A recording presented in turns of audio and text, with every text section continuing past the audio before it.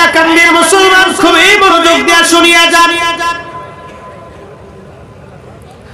হযরত মুহাম্মদ ইবনে সুলাইমান জাসুলি রাহমাতুল্লাহ আলাইহি তিনি বলতেছেন, আমি কুয়া দেখলাম কিন্তু পানি আছে, দড়ি নাই, মশক নাই, কি করে পানি উঠাবো? চিন্তায় পড়ে গেলাম আমি। ওই অবস্থায় আমি দড়ি আর মশক জঙ্গলের মধ্যে খুঁজতে লাগলাম। এদিকে দৌড়াই, ওদিকে দৌড়াই, ঘরের কাছে আসি, কুয়ার পাশে যাই, কিন্তু ঘর থেকে কেউ বের হয় না। আমার দড়ি বালতির জন্য কেউ সাহায্য করে না। এমন সময় লক্ষ্য করলাম আফ্রিকান মরক্কোর একটা ছোট্ট বালিকা ও দূরে দাঁড়াইয়া দাঁড়াইয়া মুস্কি মুস্কি হাসে। জিজ্ঞেস করলাম, মারে তুমি দূরে দাঁড়ায় দাঁড়ায় মুস্কি মুস্কি হাসো, দরিয়ার মশক কি তুমি সামলাইছো? ছোট্ট মেয়েটা ডাক দেখায়, না হুজুর, দড়ি মশক আমি সামলাই নাই। তাহলে বলো কে সামলাইছে? বলে, হুজুর কেউ সামলাই নাই, এই কুয়ার পানি উঠানোর জন্য দরিয়ার মশক লাগে না।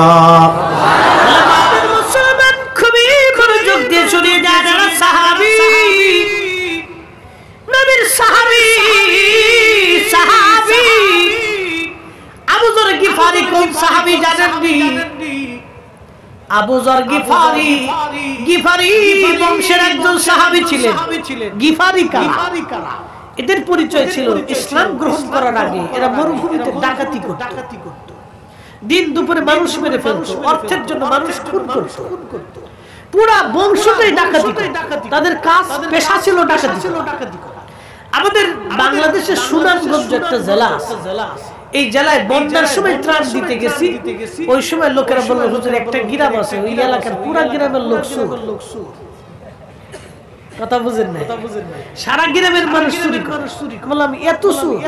সব গ্রামে, ওই গ্রামের টোটাল মানুষ চুরি করে, আমরা বলি চোরের গ্রাম। ওই গ্রামের সাথে কেউ আত্মীয়তা করে না, বিয়ে শাদী করে না, ও খালি চুরি করে। বুঝতে পারছেন? গ্রাম শুদ্ধ। আমি বলি, পুলিশে ধরে না? পুলিশও জানে এটা চোরের গ্রাম। আমি বললাম, ভালো হয় না? ইদানিং কিছুটা ভালো, আগে খালি চুরি করত। তো গিফারি বংশের মানুষ ডাকাতি করত। তা আবু যর গিফারি মক্কায় আসছিলেন নবীকে দেখার জন্য। নবীর সৌন্দর্য, কথাবার্তা দেখে এক বাক্যে কালেমা পড়ে মুসলমান হয়েছে। চিন্তা করলো, না, এই লোক মিথ্যা বলতে পারে। আর আমরা দিন দুপুরে মানুষ হত্যা করি, মানুষের সম্পদ চুরি করি, মানুষের ঘর সম্পদ লুণ্ঠন করি, এই আমরা কাজ ভালো না। এই লোকই সুন্দর কথা বলতেছে। দেখেন, যারা এক সময় ডাকাতি করে খাইতো, সেই বংশের একজন মানুষ কালেমা পড়ে দিয়ে পুরা বংশটাকে কালেমা পড়াইল। তারা এত ভালো হয়ে গেল, চুরি ডাকাতি সাইরে দিয়ে আবু যর গিফারি দুনিয়া বিরাগী হইয়া এমন অবস্থা হয়ে গেল, পাথরের হৃদয়ের মানুষগুলি রাসূলের সোহবতে মোমের মতো নরম হয়ে গেল। তিনি আমাদের নবী, যার জীবনে ভুল ছিল না, খাতা ছিল না, আইব ছিল না, দোষ ছিল না, ত্রুটি ছিল না, একটা কথাও জীবনে মিথ্যা বলেন নাই, অন্যায় ভাবে কাউকে একটা আঘাত কোনোদিন থাপ্পড় মারেন নাই, কোনোদিন জবান থেকে তার ফায়সা কথা আসে নাই, এক বিন্দু পরিমাণ আমানত জীবনে কারো খেয়ানত করেন নাই। রাসূল করিম আরবের যুগে জাহিলিয়াতের সময় ছিলেন ব্যান, ওনার নাম ছিল আল আমিন। আল আমিন শব্দের অর্থ হলো বিশ্বাসী। তিনি এতটাই বিশ্বাসী ছিল যে মানুষের আমানত যেইভাবে দেওয়া হতো উনি ওইভাবেই আবার ফেরত দিতেন। রাসূল বলেছেন, কিয়ামতের আগে ওয়াদাউল আমানা, আমানতের খেয়ানত বাড়বে। সন্তান বাবার হক নষ্ট করবে, বাবা সন্তানের হক নষ্ট করবে, মা সন্তানের হক নষ্ট করবে, সন্তান বাবার হক নষ্ট করবে, ধনীরা গরিবের হক মেরে খাবে, গরিবরা গরিবের হক মারবে, মানুষ ইতিমের সম্পদ নষ্ট করবে, অনেক বড় প্রভাবশালীরা দরিদ্র মানুষের সম্পদ চুরি করে খাবে। এই আমানতের খেয়ানত সারা পৃথিবীতে এখন চলতেছে। কথা বলেন ঠিক না বেঠিক? এটা কিয়ামতের আলামত। হাইলাকান্দির মুসলমান হযরত ওমর রাদিয়াল্লাহু আনহু আবু যরকে বলেন, আবু যর গিফারি, বলো তো তোমার আসামি কি ফিরে আসবে? আবু যর গিফারি ডাক দিয়ে বলল, আমিরুল মুমিনিন, মুসলমান কখনো মিথ্যা কথা বলে না। আমার মন বলে ওই যুবক আমাদের মাঝে ফিরে আসবে। চিৎকার মেরে বলেন না মারহাবা। মুসলমান কাকে বলে? আবু যার গিফারি দাঁড়িয়ে আছে, সন্ধ্যা ঘনিয়ে যাচ্ছে, ঠিক এমন সময় ওই যুবক দৌড়াইয়া দৌড়াইয়া হাঁপায়া ফিরে আসছে, সালাম দিল, আসসালামু আলাইকুম ওয়া রাহমাতুল্লাহি ওয়া বারাকাতুহু। ঠিক এমন সময় আমিরুল মুমিনিন জবাব দিলেন। যুবক ডাক দিয়ে বলল, হুজুর আপনার আসামি ফিরে এসেছে, আমি আমার ছোট ভাইয়ের হক মিটাইয়া আমি আবার ফিরে আসছি। আবু যর গিফারি, আপনি রাসূলুল্লাহর বুজুর্গ সাহাবী, আপনাকে 3টা দিন অনেক পেরেশানির মধ্যে রাখছিলাম, দয়া করে আপনি আমাকে মাফ করে দেন, ক্ষমা করে দেন। আপনাকে চিন্তার মধ্যে ফেলে দিয়েছিলাম, হুজুর ক্ষমা করে দেন, আমি আসামি ফিরে আসছি। আমিরুল মুমিনিন, আল্লাহর ফয়সালা অনুযায়ী আপনাকে মৃত্যুদণ্ড আমাকে দিয়ে দেন, আমার কোনো আপত্তি নাই। একবার জোরে বলা যাবে কি আল্লাহু আকবার? আমরা সেই মুসলিম, ইশারা করলে নদীর পানি উজানের দিকে রওনা হইছে। আমরা সেই মুসলমান, আল্লাহর আকাশের দিকে তাকাইলে আকাশ থেকে পানি নেমে আসছে। একসাথে বলবেন সুবহানাল্লাহ। মরক্কো চিনেন? মরক্কো চিনে? এই এবছর ফুটবল খেলা ভালো একটা খেলছিল, একটা মুসলিম কান্ট্রি, আফ্রিকা। 99% সুন্নি মুসলমান। মারহাবা কইতেন না আপনারা? আমাদের এই উপমহাদেশে সুফিরা, আল্লাহর ওলিরা আমাদের কাছে দ্বীনের দাওয়াত নিয়ে আসছে। কি কথা কর, ঠিক কি না? এটা সত্য না মিথ্যা? চির সত্য কথা। ওলিরা এদেশে ইসলাম নিয়ে আসছে। তো মরক্কোতে যিনি কালেমার দাওয়াত দিয়েছিলেন, আজ থেকে 800 বছর আগে শাহজালাল ইয়ামানি এদেশে আসছিলেন, আর 800 বছর আগে মরক্কোতে কালেমার দাওয়াত দিয়েছেন, তার নাম হযরত ইমাম মুহাম্মদ ইবনে সুলাইমান জাজুলি। মুহাম্মদ ইবনে সুলাইমান জাজুলি ছিলেন আজ থেকে 800 বছর আগের মরক্কোর ইমাম। এত মুসলমান ছিল। তো মরক্কোর একটা প্রদেশ আছে নাম বারবার। এই প্রদেশটা শুধু মরু অঞ্চল, বেশিরভাগ মরু। তো এই বারবার অঞ্চলে তিনি গেছেন কালেমার দাওয়াত পৌঁছানোর জন্য। তো মরুভূমির ভিতর দিয়ে চলতে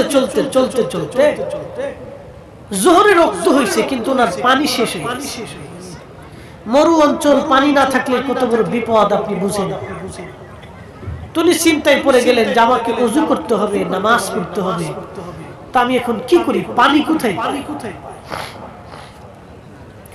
হযরত মুহাম্মদ ইবনে সুলাইমান জাজুলি পানি খোঁজার জন্য মরুভূমির মধ্যে দৌড়াইতে লাগলেন। লক্ষ্য করলেন বহু দূরে জঙ্গল দেখা যায় মরুর পাশে। হযরতে সুলাইমান জাজুলি চিন্তা করলেন, মরু যেহেতু আছে, পানির ব্যবস্থাও আছে, জঙ্গল যেহেতু আছে, পশু পাখিরাও আছে, আর পশু পাখি যেখানে পানিরও ফায়সালা আছে সেখানে, কারণ পশু পাখিরা পানি ছাড়া বাঁচতে পারে না। আচ্ছা, আপনাদের ভারতে বড় বড় জঙ্গল আছে না? কথা কোন আসেনি? হাতি, বুড়া, গাধা, বিভিন্ন প্রাণী এই জঙ্গলে বাস করে। আপনারা বলেন তো, জঙ্গলে যে প্রাণীগুলি বাস করে ওদের পানির ব্যবস্থা কে করে? না না, হয়নি। একসাথে বলতে হবে, কে? যারা বলেন কে? আমাজন জঙ্গলে যায় কি আফ্রিকার সরকাররা পানি দিয়ে আসে। আমাদের ভারত বাংলাদেশে আছে সুন্দরবন, সুন্দরবনে কি আমাদের সরকার পানি দিয়ে আসে। আপনাদের ভারতের ভিতরে অনেক বড় বড় জঙ্গল আছে, সরকার তো কোনোদিন পানি দেয় না।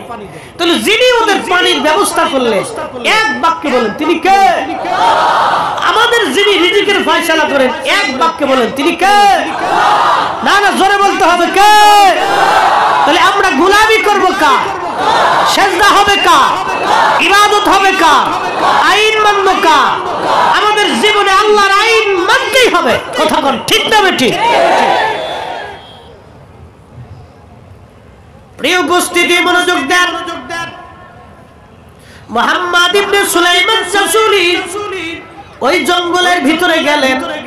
জঙ্গলের মধ্যে যায় দেখলেন সুন্দর একটা গাছ, এই গাছের নিচে একটা করে ঘর। ঘরের দরজার পাশে দাঁড়ায় বললেন, কেউ আছো? দরজা খোলো, আমি মুহাম্মদ ইবনে সুলাইমান জাসুলি বলতেছি, আমি ওযু করব, পানি দাও, পানির কি কোনো ব্যবস্থা আছে? ঘরের ভিতর থেকে কোনো আওয়াজ নাই। ওই মাহফিলের ভিতর তো উঠে কেনা, বসো বসো বসো, মুতে দুললে সেলো মেশিনে একবারে চাপ দিয়ে ধরে বসে থাকবে, লড়াচড়া করা যাবে না, উঠলে বিপদ। মাহফিলের ভিতর থেকে লোক উঠে গেলে আল্লাহ বরকত উঠাই নিয়ে যায়, এই কথাটা মনে রাখবেন। কোনো উঠাউটি হবে না। যদি ফেসাবে ধরে তো সেলো মেশিনে একবারে কায়দা মতো চাপ দিয়ে ধরে রাখবে, প্রয়োজন বোধে একবারে তালা লাগাই দাও, কোনো আজকে কাহিনী হবে না। একবারে 2 ঘন্টার আগে কোনো উঠাউটি লড়াচড়া বসাবসি কিচ্ছু হবে না। উঠলে কিন্তু মামলা করে দিব, এফআইআর করে দিব, আজকে দাঁড়াও, কোনো কাজ হবে না। একসাথে জোরে বলেন আল্লাহু আকবার, বলেন না ইয়া রাসূলুল্লাহ। কষ্ট হচ্ছে, আর কিছু সময় চলবে। আমরা মুসলমান, কথা কোন ঠিক কিনা? তো কি মুসলমান, এটার পরিচয়টা আজকে দিই। মুসলমান তো কিতাবাত মুসলমান, এটা বুঝার না আমরা কোন জাতের মুসলমান, এটা বুঝার দরকার। হাইলাকান্দিবাসী সুলাইমান জাসুলি ডাকে, কেউ আছো? দরজা খোলো, আমি ওযু করব, নামাজ পড়ব, পানির বড় দরকার। কিন্তু ঘরের মধ্য থেকে কেউ পানি আনে না, দরজাও খুললো না। উনি লক্ষ্য করলেন দূরে একটা কুয়া দেখা যায়, কুয়ার পাশে দৌড়াই গেলেন। কুয়ার মধ্যে তাকিয়ে দেখলেন পানি আছে। সুলাইমান জাসুলি পানি উঠানোর মধ্যে কোনো দড়ি নাই, বসক নাই। দড়িও তো দরকার, বালতিও দরকার, তাহলে কুয়ার ভিতর থেকে কি করে পানি উঠাবে? যদি কোনোদিন আপনারা মদিনায় যান, মদিনা থেকে বদর যাওয়ার সময় একটা এলাকা আছে নাম বীরে শেফা, একটা কুয়ার নাম বীরে শেফা। এই বীরে শেফা 70 জন নবী নামাজ পড়েছেন এবং 70 জন নবী এই বীরে শেফার পানি পান করেছেন। বদরের যুদ্ধ শেষে নবী ফিরে আসি, শত শত সাহাবী বীরে শেফার কাছে ভিড় করলেন, তাবু গাড়লেন। সাহাবীরা বলল, হুজুর, হাজার হাজার বছর ধরে কুয়ার মধ্যে পানি ছিল, কিন্তু আজকে পানি নাই, পানি শুকিয়ে গেছে। আল্লাহর নবী বীরে শেফার পাশে গেলেন। প্রিয় নবীজি থুতু মোবারক শেফার মধ্যে ছেড়ে দিলেন, থুতু মোবারক পানির মধ্যে ফেলে দিলেন। কুয়ার নিচ থেকে পানি উঠে উঠে উঠে উঠে একেবারে কুয়া পরিপূর্ণ হয়ে গেল। 1450 বছর থেকে আজও পর্যন্ত সেই কুয়া বন্ধ হয় নাই, একটা দিনের জন্য পানি শেষ হয় নাই। আমার নবীর থুতুর এত বরকত, না জানি নবীর জীবনের কত বরকত। চিৎকার মেরে জোরে বলবেন কি ইয়া রাসূলুল্লাহ? পাওয়ার আছে, কথা কোন শক্তি আছে। নবীর থুতুর এত বরকত, যারা বলে রাসূলুল্লাহ আমাদের মতো, ওকে বলবেন তাহলে তুই থুতু মেরে কুয়ার নিচ থেকে পানি উঠা। যদি উড়াইতে না পারো তাহলে তোর একবারে বাটাল চালান দিয়ে দিবে। আজকে আমার দিকে তাকা, 800 বছর আগে শাহজালাল ইয়ামানি মুজাদ্দিদি এদেশে আসছিলেন। শুধু উনি একা না, আরো 360 জন সাথে ছিল। সবাই নামাজ পড়ছেন নাভির নিচে হাত বেঁধে, চির সত্য। আমি দলিল দেব না, দলিল বহু আছে, পাবলিক দলিল বুঝে না, আপনাদেরকে যুক্তি দিয়ে আজকে বুঝাই দিয়ে যায়। অন্তরে ব্রেনে সারা জীবন গেঁথে রাখবে। শাহজালাল ইয়ামানি মুজাদ্দিদি নাভির নিচে হাত বেঁধে নামাজ পড়ছেন। উনি যদি বুকের উপরে হাত বেঁধে নামাজ পড়তেন, এদেশের 800 বছর ধরে কোটি কোটি মুসলমান বুকের উপরে হাত বেঁধে নামাজ পড়ত। উনি নাভির নিচে বাঁধছেন বিদায় মুসলমানরা 800 বছর ধরে নাভির নিচে বাঁধে। 3 রাকাত বেতের নামাজ পড়ছেন বিদায় 3 রাকাতই বেতের চালু আছে। আর 20 রাকাত তারাবি পড়ছেন বিদায় 20 রাকাত তারাবি চালু আছে। আজকে ওরা কারা?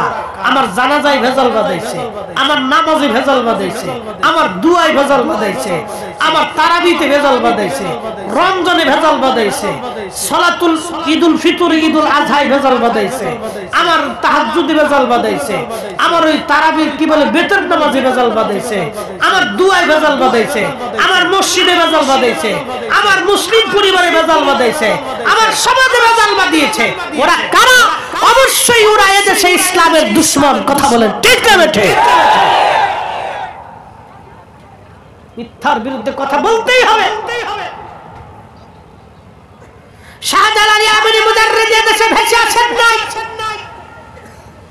শুধু ইয়ামান থেকে আরব হয়ে দিল্লির নিজামউদ্দিন আউলিয়ার সাথে দেখা সাক্ষাৎ করে দেশে এসেছিলেন। যাই নামাজ বিছিয়ে সুরমা নদী পার হয়েছিলেন। আজকের এই দেয়ারেতে সুরমা, সেই দেয়ারেতে সুরমা ছিল না। 800 বছর আগে বিরাট বড় নদী ছিল, সেই নদী যাই নামাজ বিছিয়ে পার হয়েছে।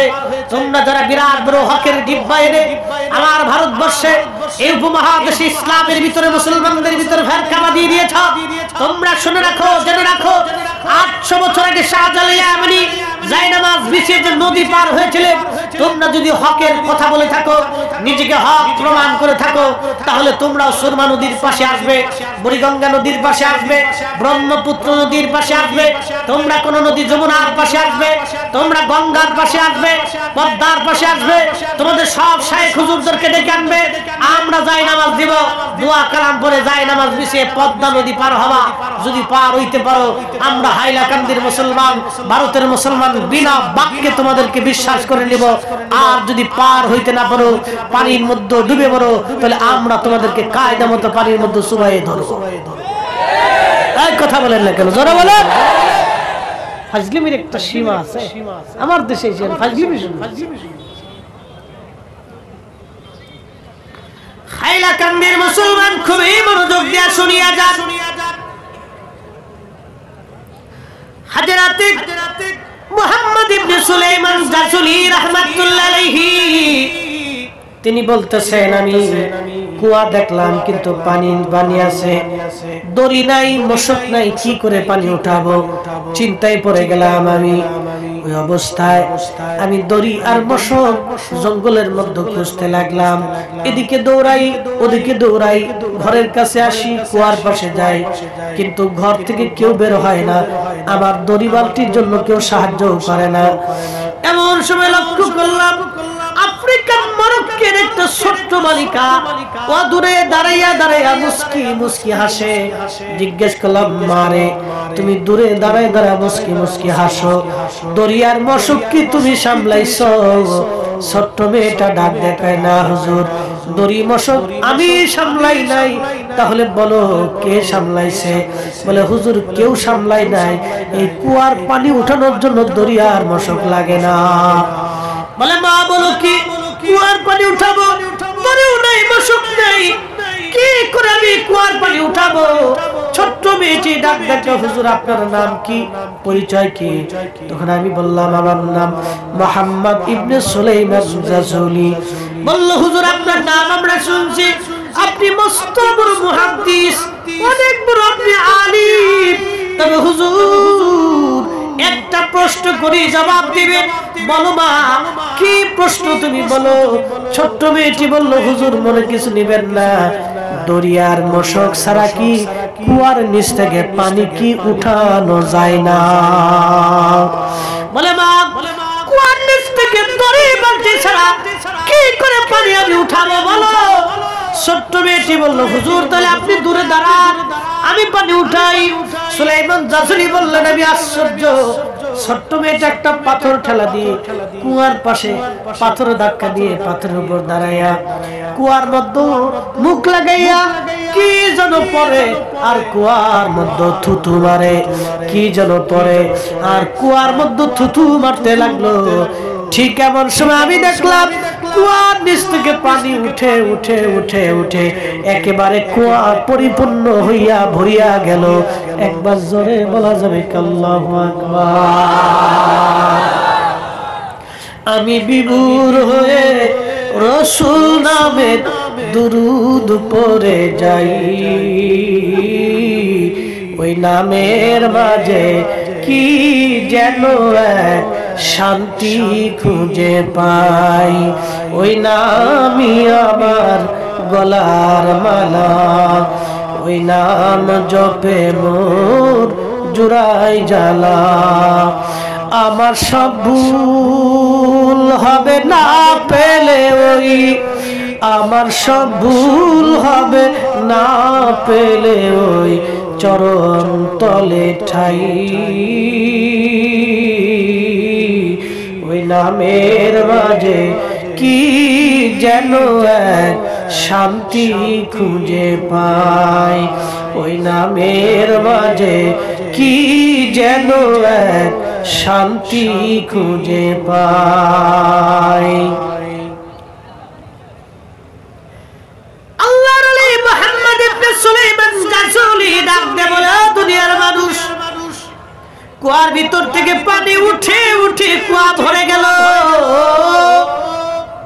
একসাথে বলবেন আল্লাহু আকবার। মুসলমানদের পাওয়ার আছে, এ কথা কর না কেন? মুসলমানের পাওয়ার আছে।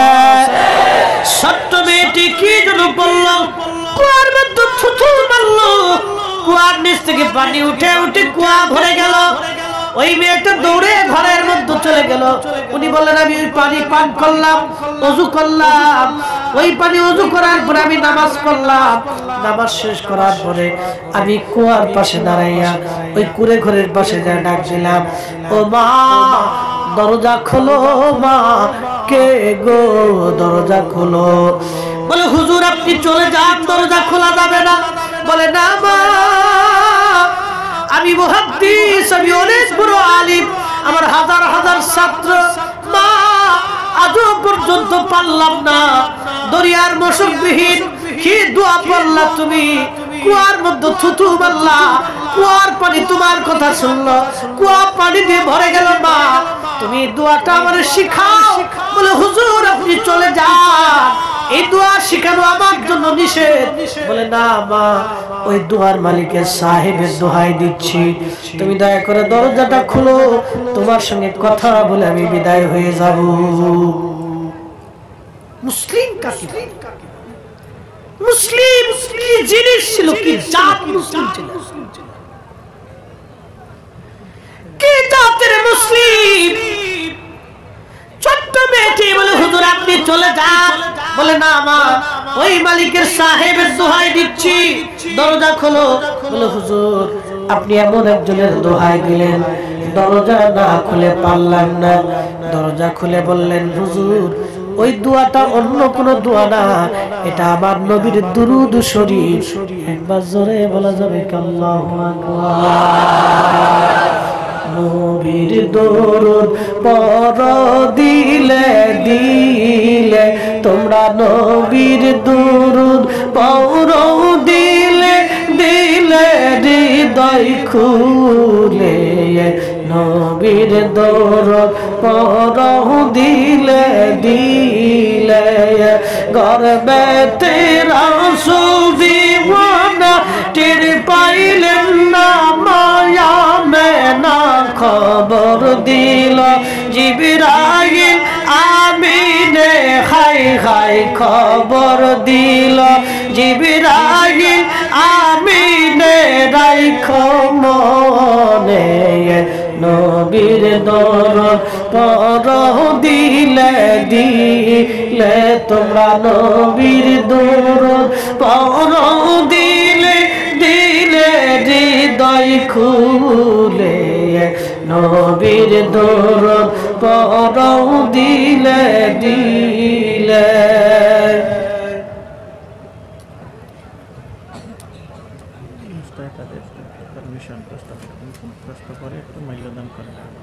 আচ্ছা ঠিক আছে, ও আমারও শেষ।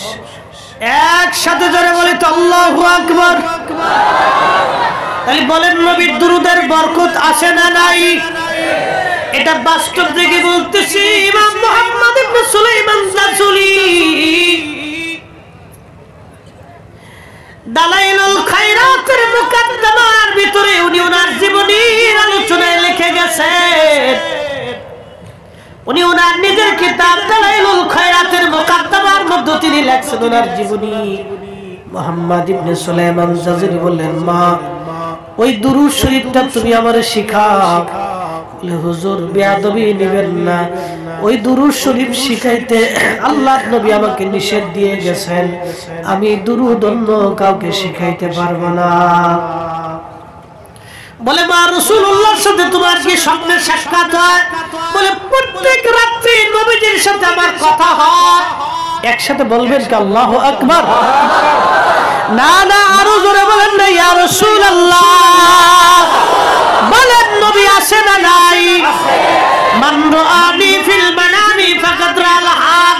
আল্লাহ রাসূল সহিহ বুখারীর কিতাবুর রিয়ার মধ্যে বললেন যে আমাকে স্বপ্ন দেখলো সে বাস্তবে আমি নবী দেখছে। আমি নবী নিজে আসছি, আমি ছবি আসি নাই, আমি নবী নিজে আসছি। তার মানে নবীর জায়গা নবী আছে, উম্মতের চোখের জায়গা চোখ নাই। এ বাহেদ হাইলাকান্দির মুসলমান, মনোযোগ দিয়ে কথা শুনিয়া যান। সূর্য আকাশে উঠে, অন্ধ চোখে দেখে না, এটা অন্ধের চোখের দোষ, সূর্যের দোষ না। আবার নবী নবীর জায়গায় নবী আছে, উম্মতের চোখের জায়গা চোখ নাই, উম্মতের চোখের দোষ আবার নবীর দোষ না। যারা বলে নবী নাই, নবী দেখতে পারে না, নবীর ক্ষমতা নাই, ওরা মিথ্যাবাদী, কাজ্জাল এবং দাজ্জাল। ওদের থেকে ঈমান বাঁচানো সময়ের দাবি। কথা বলেন ঠিক কিনা?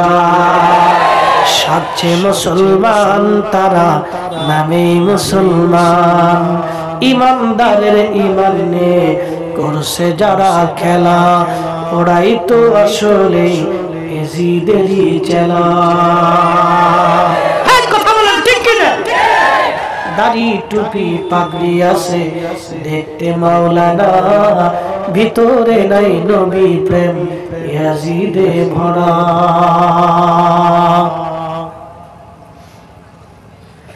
মেয়েটা ডাকতে বলল, হুজুর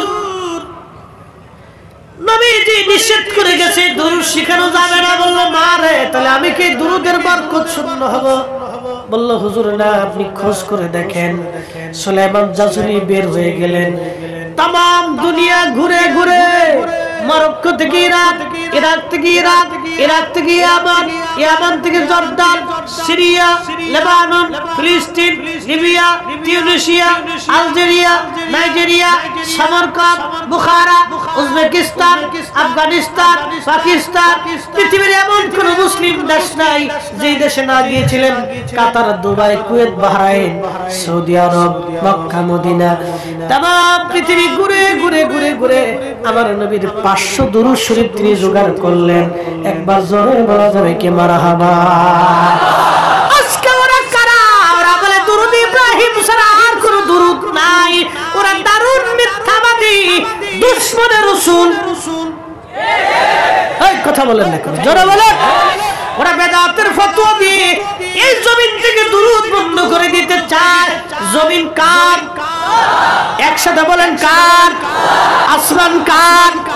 আসমানের নিচে, জমিনের উপরে সূর্য আল্লাহর আইন মানে, চাঁদ আল্লাহর আইন মানে, আকাশ আল্লাহর আইন মানে, বৃষ্টি আল্লাহর আইন মানে, মেঘ আল্লাহর আইন মানে, জমিন আল্লাহর আইন মানে, পশু পাখির আল্লাহর আইন মানে, মানুষ আল্লাহর কেউ কেউ আইন মানে কেউ মানে না, জিনেরা কেউ আল্লাহর আইন মানে কেউ মানে না, ফেরেশতারা আল্লাহর আইন মানে, সমগ্র সৃষ্টিগুলি আল্লাহর আইন মানে।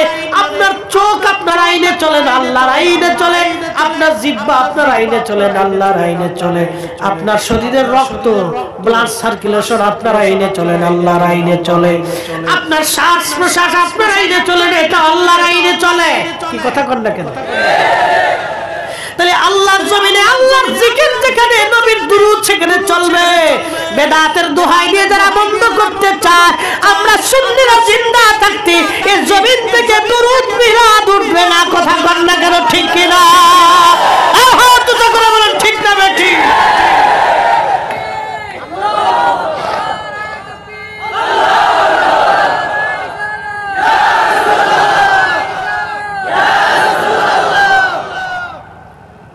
মিলাদ দুরূদ চলবে? একসাথে বলেন চলবে, চলবে। দোয়া চলবে, কোরআন খতম চলবে, জিকিরের মাহফিল চলবে। বেদাতের ফতোয়ার গোষ্ঠী কি লাই এই কি কথা কয় না বেদাতের ফতোয়ার গোষ্ঠী আস্থা গোষ্ঠী কি